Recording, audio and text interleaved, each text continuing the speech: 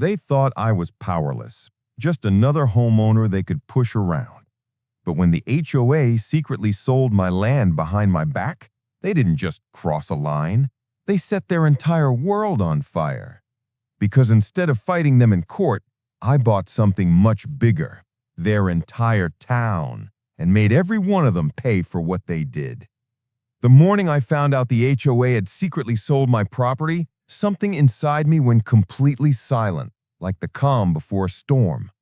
My mother's old house sat on that land, her last memory, and they erased it with one forged signature and a private vote I was never invited to. When I confronted them, the HOA president leaned back in his chair with that smug little smile they all wear and said, "The system is bigger than you. It's done." What he didn't know was that I wasn't planning to fight the system. I was planning to buy it. For 2 months, I disappeared from town life. No one saw me attending meetings, arguing, or begging. Instead, I sat quietly in a glass office downtown, buying up everything tied to the town's ownership: small businesses, land parcels, tax liens, and even municipal bonds worth far more than the HOA could imagine. Every piece was a weapon they never saw coming. When the finance deal cleared, granting me 71% controlling ownership of the town itself, I walked straight into City Hall and filed the transfer. Then I headed to the HOA's weekly meeting. The moment I stepped inside, their laughter died.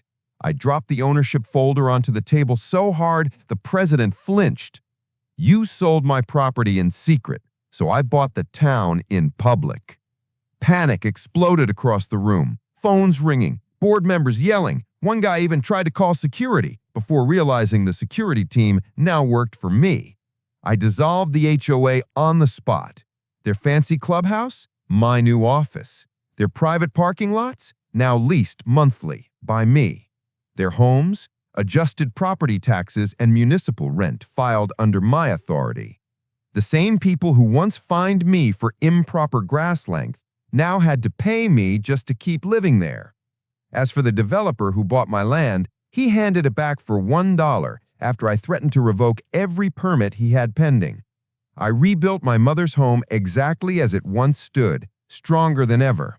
And every month, when the ex-HOA president walks up my office steps to deliver his rent check with shaking hands, I look out over the town and smile. They thought they owned me, but I ended up owning everything they cared about. I am Liam, and trust me, the next HOA story is even worse. Subscribe now.